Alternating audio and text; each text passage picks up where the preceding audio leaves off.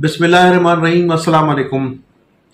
मैं हूं मोहम्मद तहसीन अब्बासी और आप देख रहे हैं मेरा YouTube channel Pakistan time news. नाज़रीन, आज की वीडियो में मैं सबसे पहले जिक्र करूंगा बानी मुत्तहदा अल्ताफ़ हुसैन साहब का। अल्ताफ़ हुसैन साहब ने आज अपने वीडियो के ज़रिए बड़ी अहम इंकशाफ किया है और मेरे ख्याल से वो तमाम लोगों के पूरी कौम के इल्म में भी होगा और वो ज़्यादा कोई पुरानी बात नहीं है। अब से कोई 16 साल कबल या तकरीबन 15 साल कबल जब 27 दिसंबर 2007 को हमारी इंतहाई काबिल एहतराम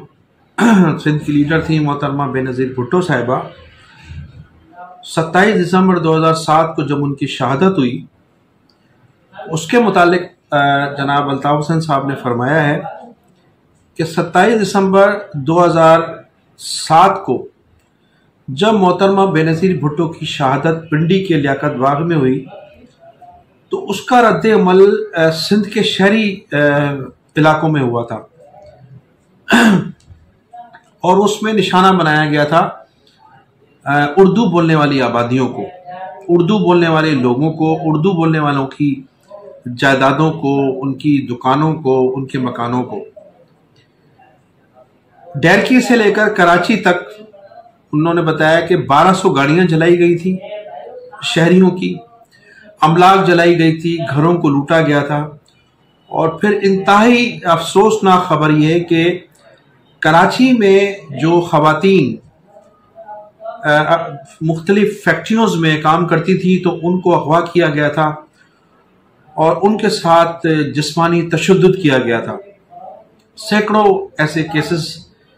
आज भी रिकॉर्ड पर मौजूद हैं कि 27 दिसंबर को जो रद्द-ए-अमल हुआ था मोहतरमा बेनज़ीर भुट्टो की शहादत का, तो उन्होंने एक सवाल किया है पूरी कौम से, हमारे खुफिया इदारों से, हमारी इन्फोर्समेंट एजेंसियों से कि मोहतरमा बेनज़ीर भुट्टो की शहादत पिंडी में होती है और पिंडी के उस ग्राउंड में, उस जलसेगाह में जिसमें पाकिस्तान के पहले वजीर आजम लियाकत अली खान को शहीद किया गया था। तो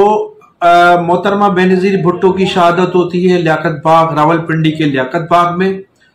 और फिर उसका रद्द-ए-अमल होता है सिंध के शहरी इलाकों में।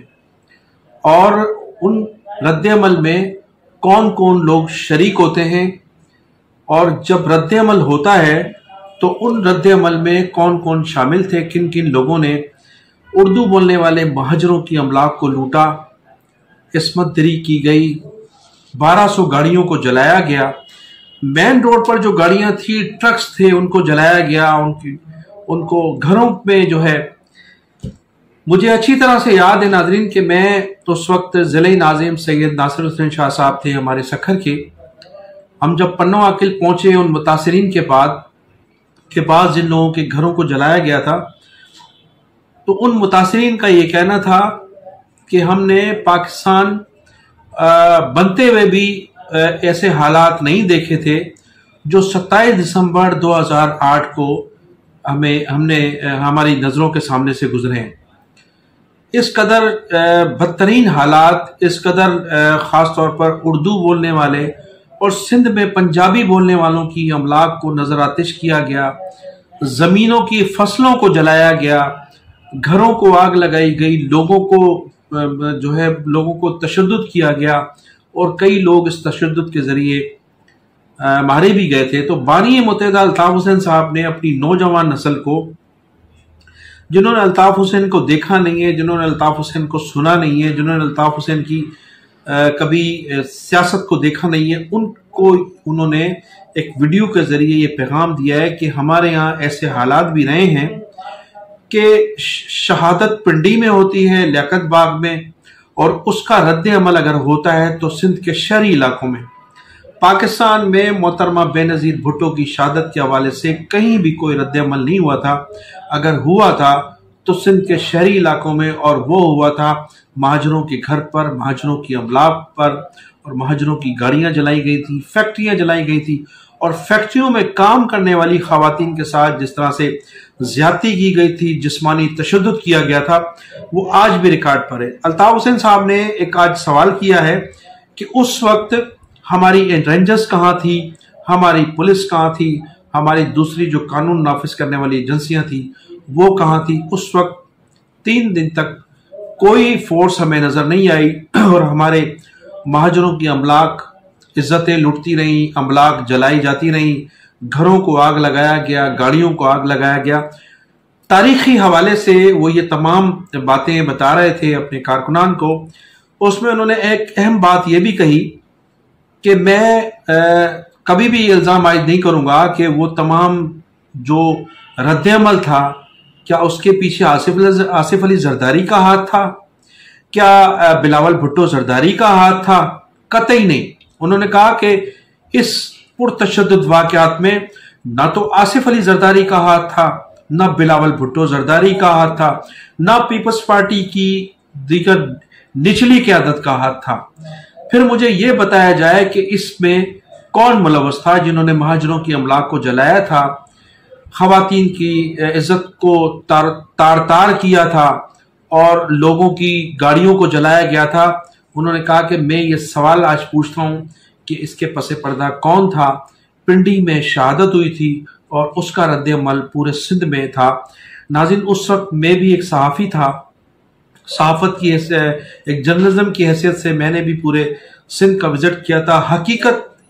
جو الطاف حسین صاحب نے بیان کی ہے وہ بالکل 100% ٹھیک ہے کہ شہادت جو تھی وہ پنڈی میں ہوئی تھی، اور پنڈی کے لیاقت باغ میں، جہاں لیاقت علی ہمارے پہلے وزیر اعظم لیاقت علی خان کو شہید کیا گیا تھا، اور پھر رد عمل پورے سندھ کے شہری علاقوں میں ہوا تھا۔ تو آج الطاف حسین صاحب نے ہماری جو مہاجر بولنے والے، اردو بولنے والے مہاجروں کی جو نوجوان نسل ہے ان کو یہ بتانے کی کوشش کی ہے کہ ہمیں ماضی میں بھی لڑانے کی کوشش کی جاتی رہی ہے، اور خاص طور پر سندھیوں اور مہاجروں کو تصادم میں پیدا کرنے کی کوشش کی گئی ہے۔ 27 دسمبر کا واقعہ بھی بے نظیر کی شہادت تو ضرور تھی، لیکن اس کا رد عمل سندھ کے شہری علاقوں میں کرنے والے کون تھے، اس میں کون سی جماعت شامل تھی، کون لوگ تھے، ان کا اشارہ مختلف لوگوں کی طرف ہے۔ اور انہوں نے کہا کہ اس میں ان کا جو کلیئر کہنا تھا کہ اس میں کم از کم پیپلز پارٹی شامل نہیں تھی، اور سندھ کا جو سندھی ہے وہ شامل نہیں تھا، لیکن اس پرتشدد واقعات میں جو شہری علاقوں میں ہوئے وہ اس رد عمل میں کون لوگ شامل تھے، یہ پتہ لگانا مہاجروں کا بھی کام ہے،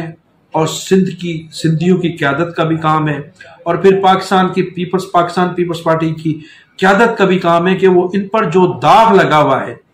پاکستان پیپلز پارٹی پر جو 27، 28 اور 29 دسمبر کے حوالے سے یہ داغ لگا ہوا ہے کہ محترمہ کی شہادت کے بعد جس طرح سے شہری حلقوں میں پرتشدد کارروائیاں ہوئی ہیں، ان کا پتہ لگایا جائے کہ وہ کون لوگ تھے جن لوگوں نے مہاجروں کی املاک کو آگ لگائی تھی اور مہاجروں کو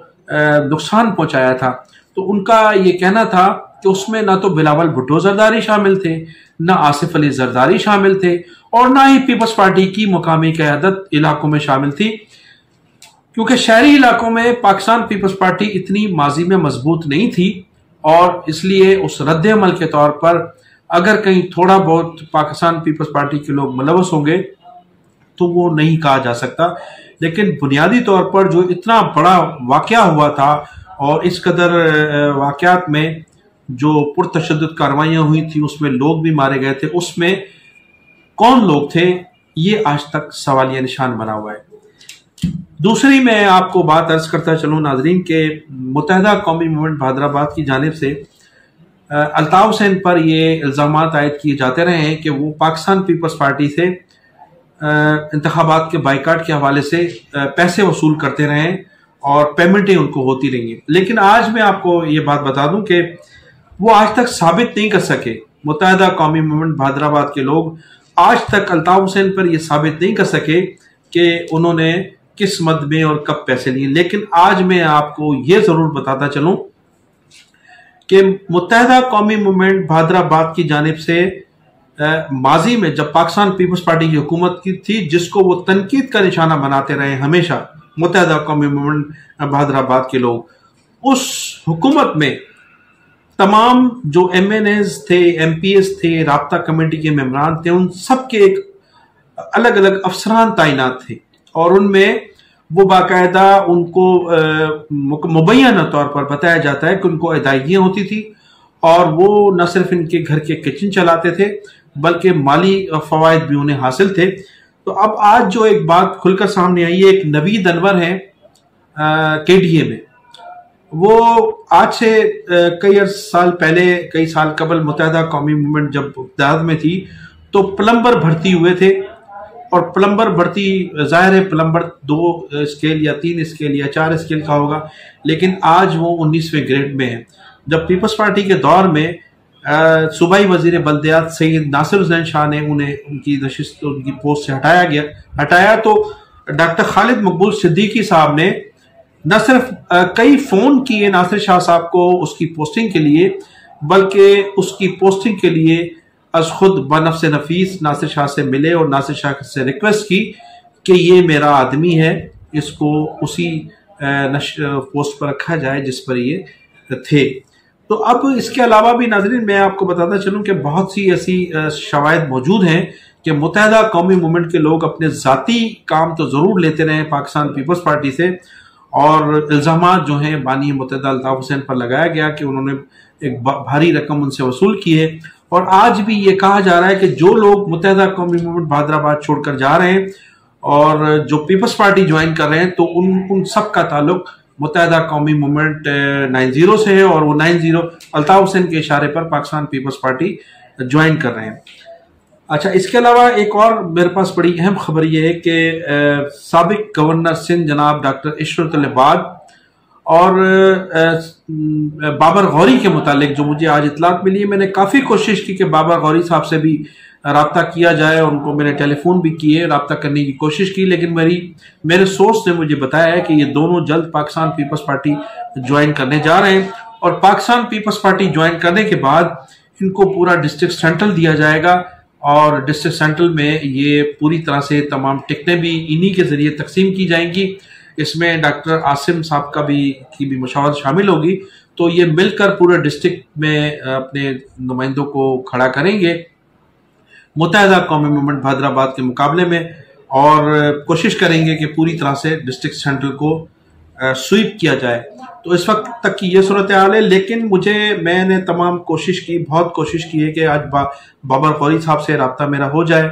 डॉक्टर इशरत लबाद साहब से रब्ता हो जाए, लेकिन फ़िलहाल रब्ता इनसे नहीं हो सका। इस बात की मैं पूरी तरह से तस्दीक उसी वक्त कर सकूँगा जब इनसे मेरा रब्ता होगा। तो नाज़रीन मैं इन्हीं अल्फाज के साथ आपसे इजाज़त चाहूँगा कि आप मेरे चैनल को सब्सक्राइब भी कीजिएगा, कमेंट सेक्शन में जाकर अपनी कीमती राय का इज़हार ज़रूर कीजिएगा और इस नारे के साथ आपसे इजाज़त चाहूँगा कि पाकिस्तान जिंदाबाद।